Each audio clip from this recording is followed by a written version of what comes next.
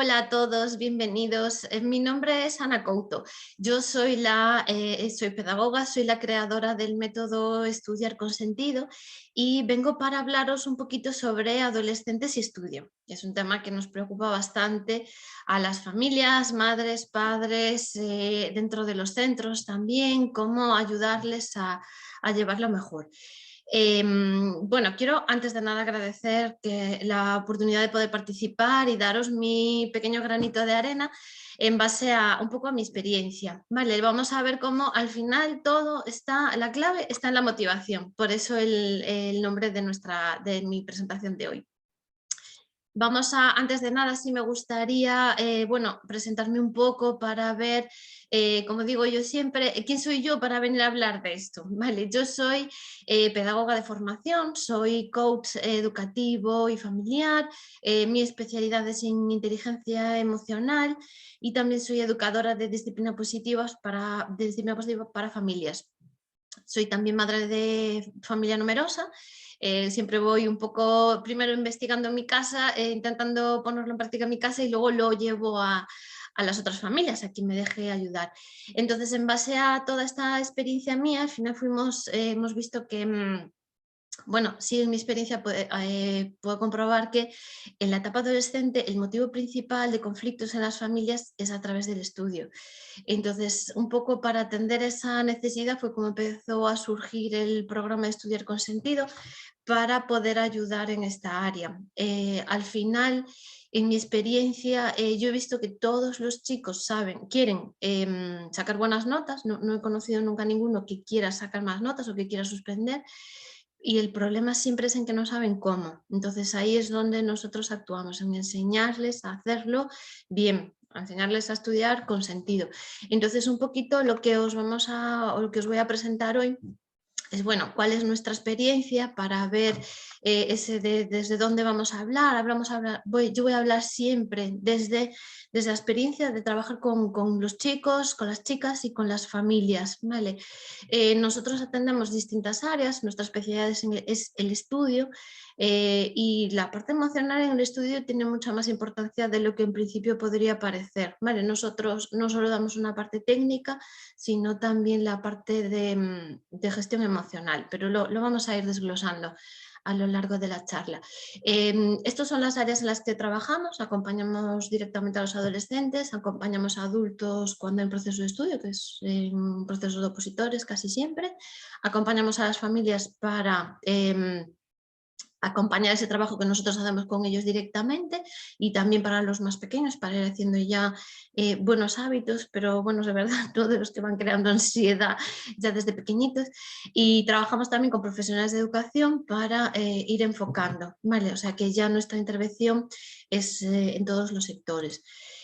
Más o menos a estas alturas pues ya llevamos unos 300 adolescentes atendidos.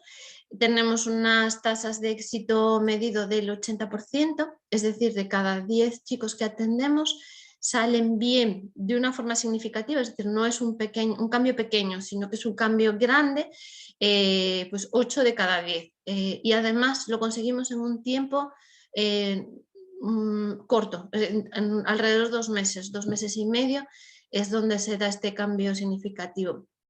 ¿Cuáles son las claves de nuestro trabajo? Bueno, pues que vamos haciendo un repaso por todo lo que viene afectando al estudio, por todas las áreas. Veremos ahora cómo lo tenemos un poco organizado. Es completamente personalizado, es decir, nosotros un poco lo que hacemos es coger la teoría para aplicarla a cada uno. Cada uno tiene unas necesidades diferentes. Entonces, por eso al final le vamos dando la vuelta, vamos personalizando las cosas hasta que consigan los resultados que quieren, por eso tienen tan buenos resultados. Y la clave de todo es que toma como lo más importante la motivación, las emociones que se ponen en juego, y desde ahí es de donde vamos a trabajar.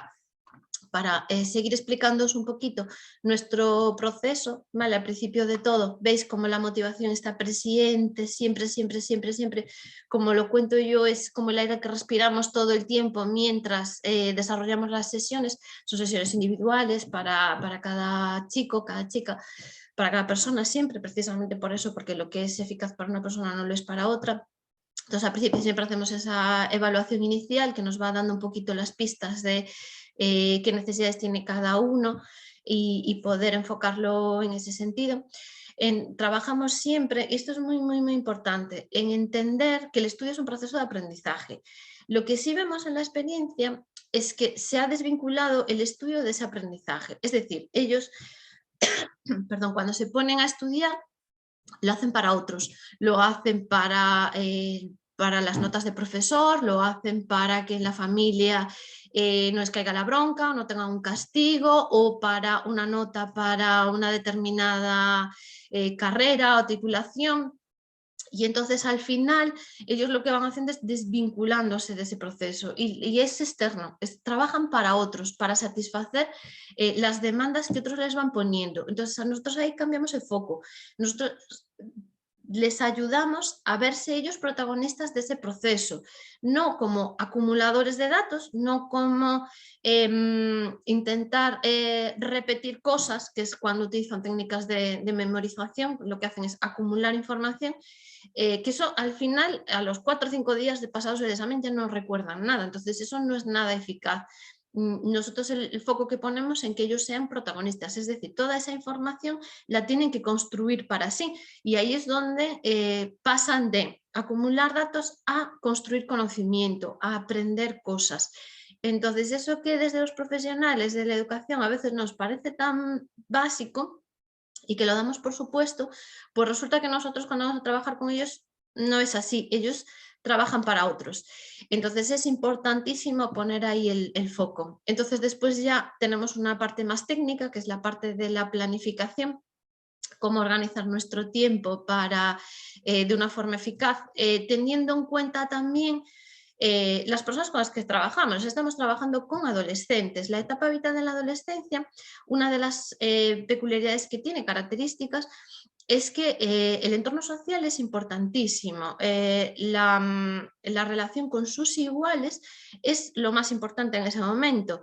Y eso hay que respetarlo, es decir, es el momento en el que están construyendo su identidad ya aparte de su familia y entonces esa es su prioridad en ese momento. Con lo cual, la prioridad no debe de ser el estudio, es decir, cuando los hábitos son saludables y es un estudio sano, el estudio debe de estar en un segundo plano. ¿Qué pasa? Que el estudio tiene que tener los resultados adecuados para que no merme su autoestima. Eso luego le vamos a dar otra vuelta, pero sí que es importantísimo que el estudio no tenga más tiempo del estrictamente necesario para que tengan tiempo para desarrollar sus habilidades de vida. Entonces eso lo vamos a conseguir con otra parte importante del programa, que es con una concentración máxima. Es decir, vale, el rato que estoy a tope y luego me olvido. Y luego ya tengo tiempo para dedicarme a otras cosas. Siempre vamos a utilizar herramientas de estudio activo, herramientas visuales, a veces herramientas auditivas, vamos un poquito desarrollando un poquito herramientas en función de la persona que tenemos delante. Estudio activo, ¿qué significa? Pues el ser protagonista, el no ser un mero espectador de lo que hay de la información que hay que acumular y darle ese enfoque de esto es para mí, es mi conocimiento lo que estoy construyendo. Y también hacemos al final pues esa parte de preparación de exámenes enfocado siempre a tener buenos resultados, eso es muy, muy, muy importante. La clave de los resultados no es el perdón, tener buenas notas. Buenas notas es algo que queremos todos, pero es una consecuencia de un buen proceso de estudio. Esto es muy importante porque cuando ponemos el foco en sacar un 10, lo más probable es que nos quedemos con un 9,7, un 9,8, un 9,5. Va a faltar siempre algo y que es tener el foco desplazado. Es decir, nuestro foco tiene que ser el hacer las cosas bien, el aprender. Y cuando aprendo bien y tengo buenos procesos, el resultado natural va a ser un 10. Pero sin embargo, si no, ahí entran en juego preocupaciones, ansiedad, que al final nos lleva a cometer pequeños errores, y decir, ¿cómo me equivoqué en esto? Porque es que no estabas centrado en lo que tenías que estar, que era en resolver pues, este ejercicio o en resolver esta cuestión que te estaban planteando. Entonces, bueno, tiene mucha más miga de lo que parece. Entonces, quería presentaros un poquito nuestro foco. ¿Cómo hacemos nosotros? Entonces, de las claves que vamos a ir viendo, la más importante, que es fundamental, es cuando estamos nosotros adultos acompañando estudiantes, nos sale sin querer marcar el camino. Es muy importante esta pregunta que os dejo aquí. Vamos a pensarlo un momento. ¿Cómo era yo de estudiante? ¿Qué cosas hacía? ¿Qué hábitos tenía? ¿Cómo lo hacía? Piensa un segundito. ¿Te acuerdas? ¿Te acuerdas cómo hacías cuando eras adolescente? Eso es muy importante, porque de alguna manera eso es el modelo que nosotros tenemos, es la referencia que nosotros tenemos ahora de adultos y es lo que nos va a marcar cómo acompañar. De una forma inconsciente, además. Es decir, nuestra tendencia va a ser siempre a evitar lo que a mí me fue mal y entonces voy a encaminar mi ayuda a, uy, no hagas esto, que esto te va a dar malos resultados, o a que sigas mis pasos. Esto a mí me fue bien, sigue por aquí. Entonces estamos marcando nosotros el camino y estamos dándole respuestas que muchas veces no son las adecuadas porque ellos son personas diferentes, tienen prioridades distintas, tienen procesos diferentes. Pues imagínate que yo soy muy visual, pero resulta que el chico al que yo quiero acompañar es auditivo. Entonces lo que a mí me fue bien no le va a funcionar. O resulta que yo me concentro muy bien a primera hora, pero la persona que tengo delante se concentra mejor a última hora. Entonces, hay que tener muy presente todo el tiempo cuando estamos acompañando a otras personas y sobre todo a los adolescentes, porque es una etapa diferente, que son ellos los que tienen que tomar decisiones, son ellos los que tienen que marcar el camino y nosotros no le podemos decir tienes que hacer así o tienes que hacer de la otra manera. A veces necesitan equivocarse, necesitan probar, ver que no le funciona y ellos reconducir. Entonces eso es importantísimo, debemos de tenerlo presente y requiere un ejercicio de traer a la conciencia cosas que hacemos de forma automática y pararnos a pensar un poquito y espera, ¿esto es lo que quiero yo o es lo que quiere la otra persona? Entonces, a veces tenemos miedo, desde los adultos decimos, uy, a ver si lo dejo, si no estoy detrás, si no estoy, a ver si, es que vamos a recentrar otra vez, es que ellos quieren sacar buenas notas, ellos quieren tener buenos resultados y quieren que les vaya bien. El problema es que no saben cómo. Y si nosotros como adultos le marcamos el camino de una manera que no va con ellos, entonces ellos lo van a intentar y tampoco les va a salir. Entonces eso es muy importante. Dejarles que ellos sean los protagonistas, que tomen las decisiones, que se van a equivocar, pues probablemente, es muy probable, pero ellos tienen que reconducir, son ellos los que tienen que, pues no me salió como, vale, pues ahora tenemos que ver cómo lo solucionamos, ¿vale? Y entonces, al no venir impuestas las cosas desde fuera, es bastante más fácil todo. Vemos unas cosas claves, unos apartados que nosotros vamos a trabajar.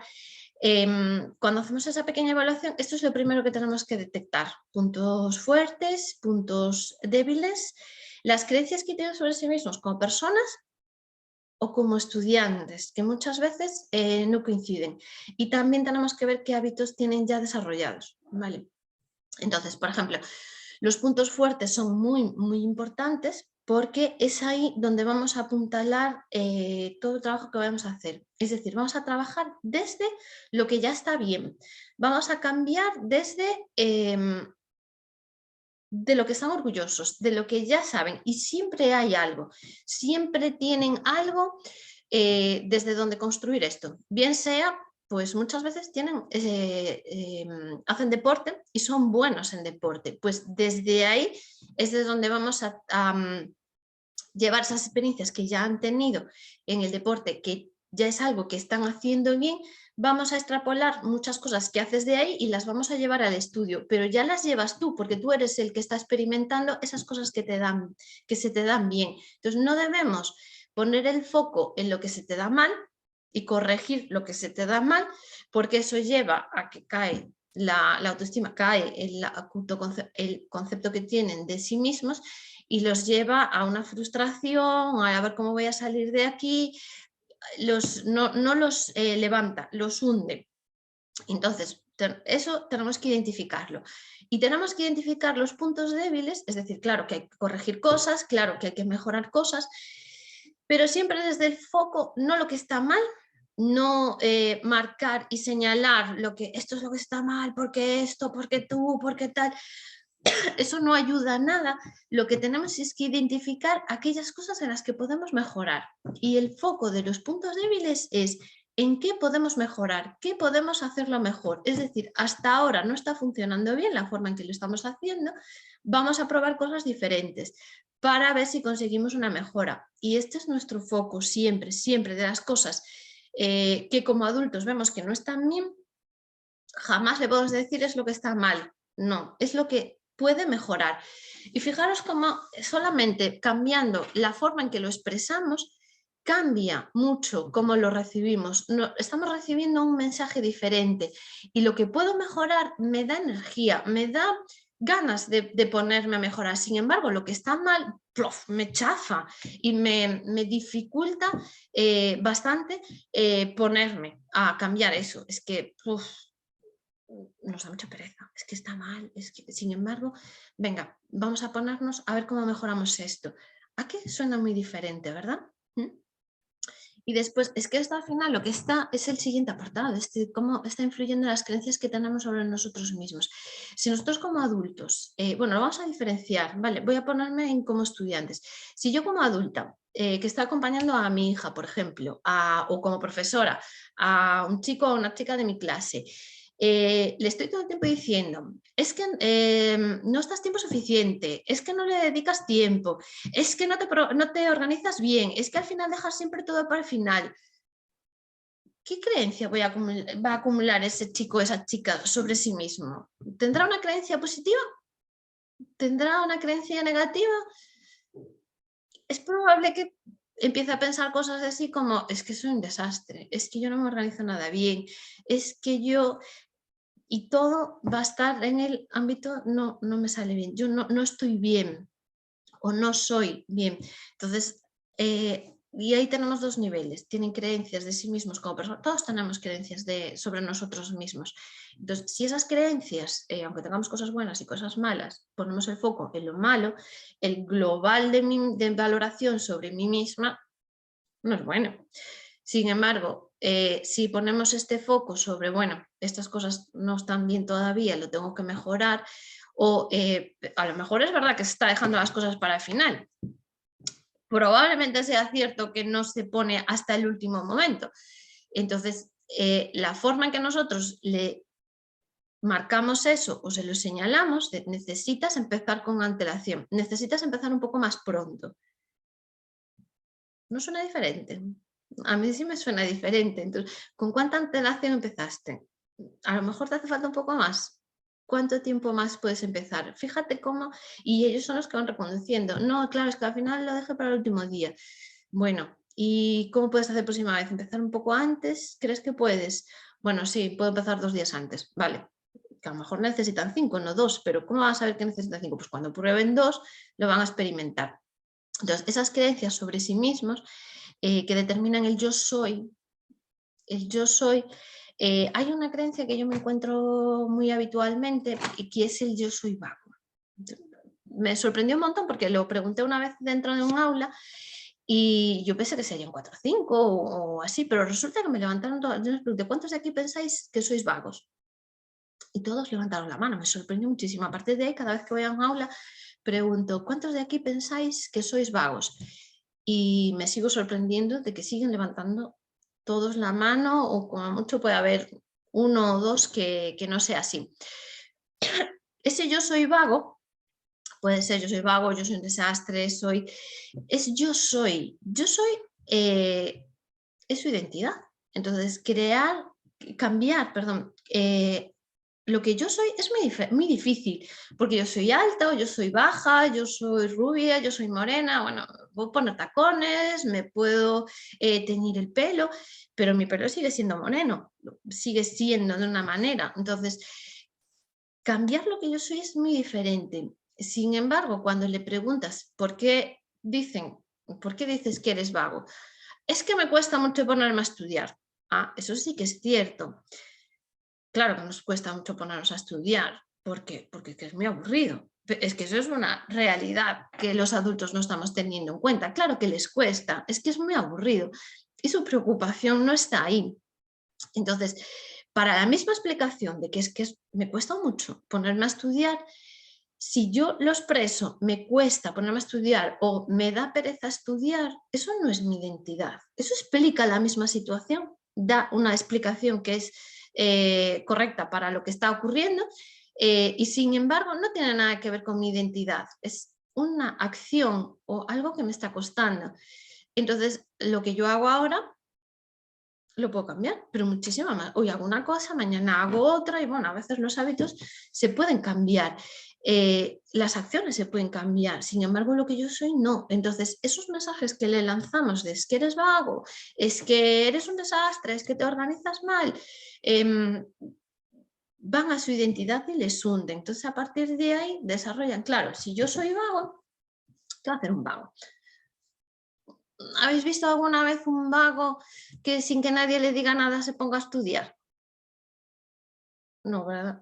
O que coge y se ponga a recoger su habitación sin que nadie le insista 6 o 7 veces. No, ¿qué ocurre? Que al decirle que eres vago, lo que estamos es limitando sus opciones de respuesta. Entonces, la parte de ponerme yo solo sin que nadie me diga, ya la hemos tachado. Eso ya no cabe dentro de sus posibilidades. ¿Y de dónde sacan eso? Sacan de lo que le decimos, de lo que escuchan, de la realidad. Entonces, si la realidad está diciendo es que yo soy vago, es que tiene razón Amasco, porque me cuesta un montón para estudiar, le doy un montón de vueltas, al final no me pongo, claro, es que yo soy vago. Entonces, a la larga lo que va a dejar es de hacer por sí misma las cosas, porque es que yo soy vago, y esa es la explicación. Entonces, las creencias importan muchísimo. Entonces, ¿cómo vamos a hacer? Vamos a intentar no utilizar es que eres, es que es, esos mensajes de identidad para que tengan experiencias o creencias sobre su comportamiento, que es más fácil de cambiar. Lo que ocurre es que esas creencias que ellos van construyendo, que luego lo vamos a ver, están en base a la realidad. Es decir, es la experiencia la que les, perdón, les demuestra que es que son malos estudiantes, porque están sacando malas notas, porque hacen muchísimo esfuerzo y el resultado no sé. Entonces ellos observan una realidad y de ahí sacan sus creencias. Es que yo soy un desastre. Entonces nosotros vamos a evitar no darle ese tipo de mensajes, pero aún así muchas veces los tienen igual. A veces en las familias dicen, pero tú puedes, pero intenta lo que sí que vas a poder, confía en ti mismo. ¿Qué ocurre? Que ellos lo intentan, quieren confiar en sí mismos o quieren pensar que pueden, pero luego se enfrentan al examen y resulta que la nota les dice que no pueden. Entonces eso sí es muy importante. Luego vamos a ver los hábitos desarrollados que tienen. Vale, luego le damos otra vuelta a esto de las creencias. Los hábitos desarrollados, claro, hay que tener unos hábitos adecuados, pero el hábito por sí mismo tampoco es muy eficaz. Es decir, necesitamos hábitos que nos ayuden a conseguir los objetivos que queremos. Entonces, por ejemplo, en primero de la ESO, con 12, 13 años, no necesitan estar toda la tarde. Necesitan, bueno, pues una horita al día, puede ser, pero no más. Y los pequeños a lo mejor ni siquiera necesitan ponerse todos los días. El hecho de que tengan buenos hábitos con 6 años no tiene ninguna correlación con que tengan buenos hábitos con 20. Personas que no han tenido buenos hábitos a través de nuestro programa, es decir, nosotros lo vemos todos los días y lo experimentamos que es así, a pesar de haber tenido malos hábitos pues en primaria o los primeros cursos de la ESO, pueden tener buenos hábitos en secundaria. Es decir, ¿cuándo van a coger bien los hábitos? Cuando lo necesiten. Es decir, cuando ellos quieran, tengan ese interés en tener buenas notas. Aunque tengan 17 años, aunque tengan 18, nunca es tarde. Hemos tenido un montón de casos con 20 años ya en la universidad, se preocupan y empiezan a tener esa ansia por querer cambiar o por querer hacer las cosas bien. Entonces, para que nos dé un poco de relax, de confianza, que nunca es tarde. Es decir, muchas veces que los agobiamos ya de pequeñitos para que tengan buenos hábitos, para que después les vaya bien y no es necesario estresarlos ya de pequeños. Ya vendrá el estrés cuando tengan que estresar. Yo, en principio, eso de estudiar con antelación antes de la ESO no sería necesario. Así un poquito la norma que nosotros trabajamos. Es decir, se puede preparar el examen pues 1 o 2 días antes en primaria y ese estudio preventivo de llevar las cosas al día hasta eso, porque por el volumen de información, básicamente, ¿vale? Es decir, ¿por qué hay que hacer las cosas al día? Porque después no te da tiempo para preparar el examen, porque la cantidad de cosas que tienes que aprender en la ESO es muchísimo mayor que en primaria. Entonces, en primaria realmente están trabajando todos los días, es una forma de trabajar diferente. Entonces, bueno, esto lo dejo aquí un poco como paréntesis para esas familias que están preocupadas ya desde pequeñitos, ¿vale? Entonces no sería estrictamente necesario. Vemos también una cosa que es importantísima cuando queremos ayudar y cuando queremos, cuando queremos acompañar a las personas, sobre todo a los adolescentes, es que para poder corregir eso que decíamos antes de las cosas que queremos mejorar, para poder hacer eso, primero necesitamos conexión, primero tiene que haber un vínculo, primero tenemos que conectar con ellos, ¿vale? Y entonces por eso es muy importante darle ese protagonismo a los adolescentes, porque es más difícil conectar con ellos, porque al final se ven como que los adultos, algunos te dicen que parece que nos tienen miedo, como que nos cuesta ponernos en su lugar. Y bueno, no sé de los que estáis aquí, pero yo creo que todos hemos pasado por ahí, de una manera o de otra, pero es un momento en el que no saben muy bien lo que quieren.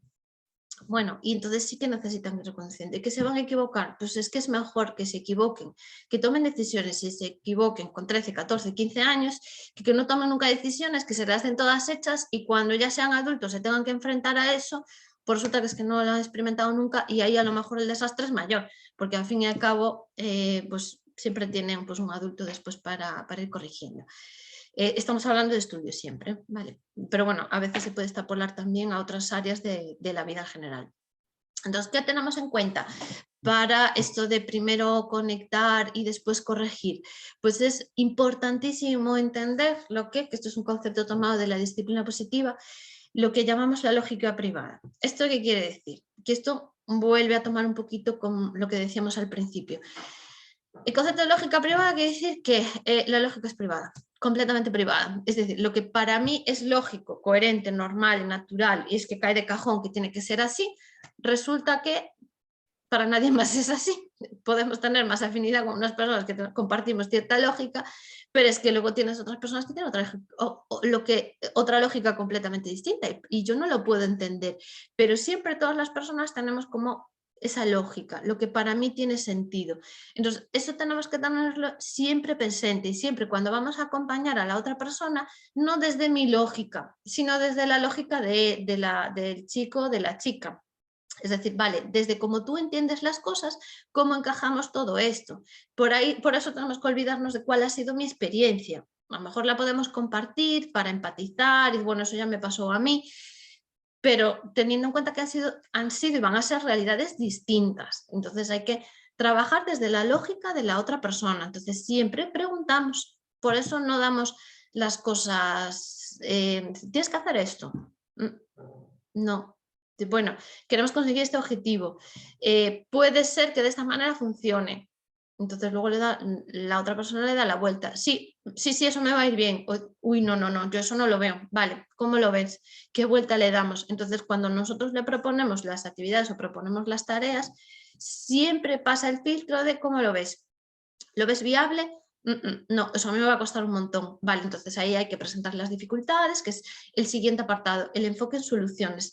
El enfoque en soluciones no es que yo le solucione las cosas, sino que lo que tenemos es que sacar una solución de aquí. Vamos a presentar qué cosas hay que solucionar, es decir, cuáles son los problemas, esas cosas que hay que mejorar. Y el enfoque en soluciones quiere decir que no importa cuál ha sido la causa, quién ha sido el culpable, cómo hemos llegado hasta aquí, pero estamos aquí.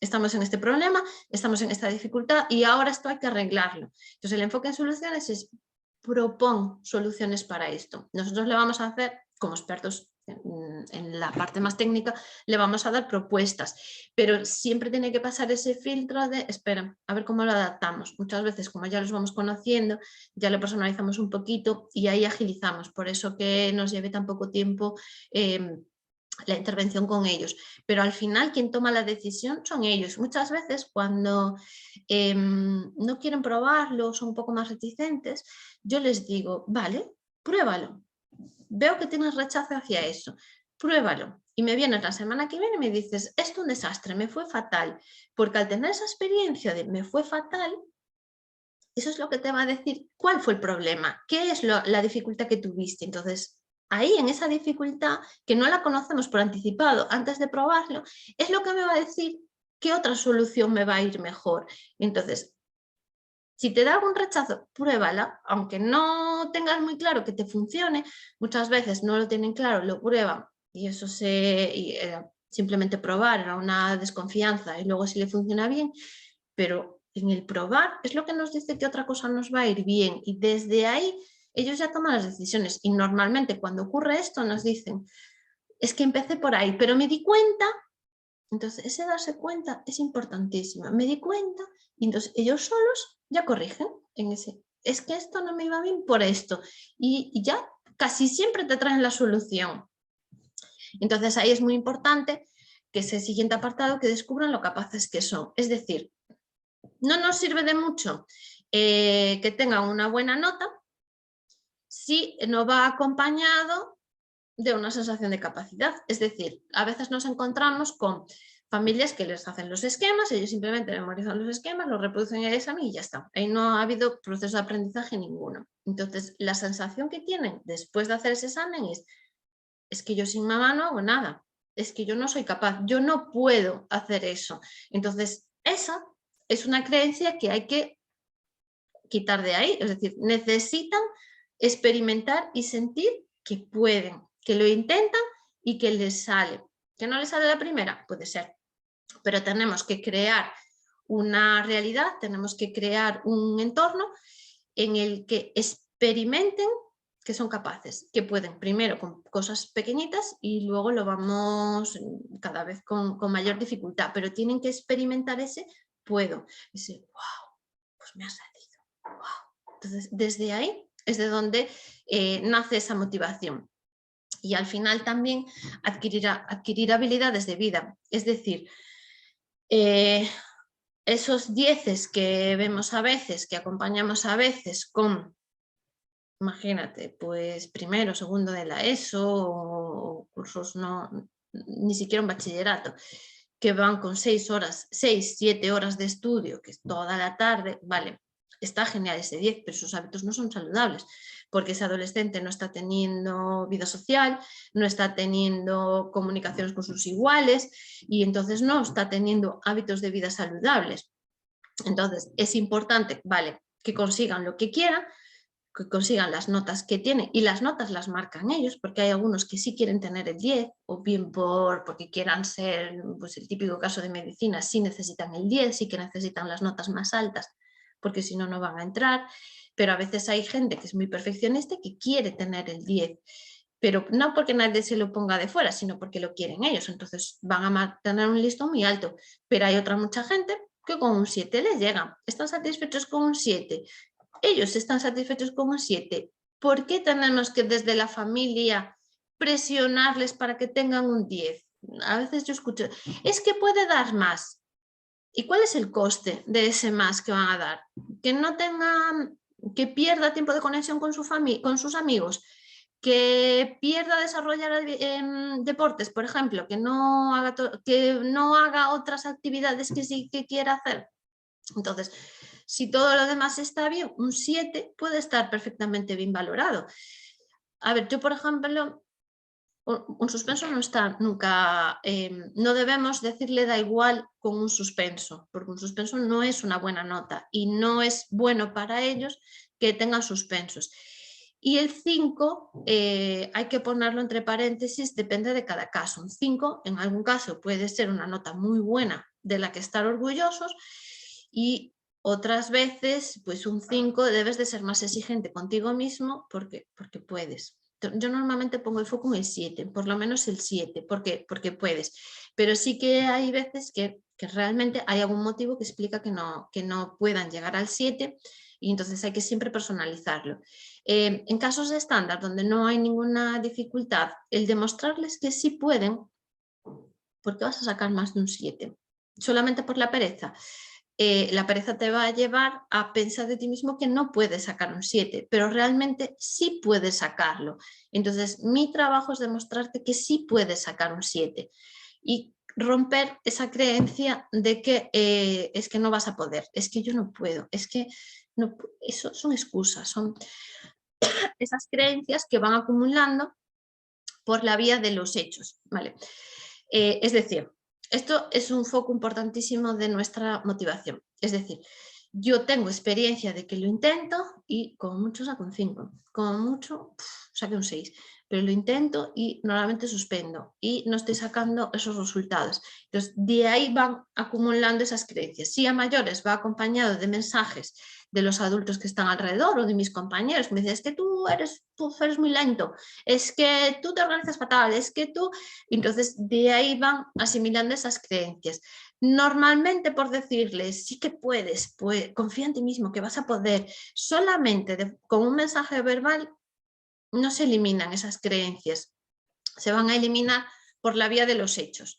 Es decir, de proporcionarles experiencias donde, como decíamos antes, experimenten el que sí que pueden. Entonces, vamos primero con pequeñas cositas y luego ya, pues la parte de preparar exámenes, que ya es bastante más compleja, van experimentando que sí que pueden. Entonces ya se quedan como sin argumentos que avalen esa creencia. Es que sí que puedo, es que, claro, sí que puedo. Sí que... Entonces se van como, por eso es importante también que el trabajo sea semanal para que tengan ese reposo y vayan trabajando, vayan cambiando esa parte interior que no se ve desde fuera, pero es importantísimo para que haya un cambio en notas, en comportamiento, en cantidad de tiempo, tiene que haber este trabajo previo, este cambio previo de creencias sobre lo que puedo y no puedo, sobre lo que soy capaz y no soy capaz, y al final esta es la motivación, porque una vez que experimentas el, wow, pues mira lo que he hecho, mira lo que he conseguido, una vez que tenemos esa experiencia, eso es adictivo, y entonces ahí es donde trabajamos. Eso es una motivación interna, intrínseca de dentro para mí, para volver a experimentar eso. Y entonces esa es la clave de todo, el demostrarme a mí mismo de lo que soy capaz de hacer. Y esta es la clave, la piedra angular de todo nuestro trabajo. Y esa es la verdadera motivación. Mira lo que soy capaz de hacer. Mira para mí, no, no para otro. Pero bueno, después también les encanta extrapolarlo. Entonces, no sé si hemos podido ir hilando cómo va funcionando esto de la motivación, cómo al final es todo un proceso interno, que los hechos externos están funcionando, están interviniendo, están afectando, los mensajes que estamos recibiendo también, pero al final la clave de todo es esa, una vez que experimentamos eso no, bueno, seguramente a nosotros como adultos nos ha pasado en el ámbito laboral o en algún momento, y eso es adictivo. Cuando tienen esa experiencia en el deporte, cuando son buenos en deporte y se descubren, wow, mira qué gol he marcado, mira qué pase para canasta, cómo he sido capaz de esto, o los que, por ejemplo, patinaje artístico, qué pirueta he hecho, cuando tienen eso después es una motivación que es muy difícil que dejen ese deporte. El proceso interno, el proceso mental que hay ahí es el mismo. Entonces, con eso es con lo que vamos a trabajar. Entonces, esto es lo que nosotros conseguimos.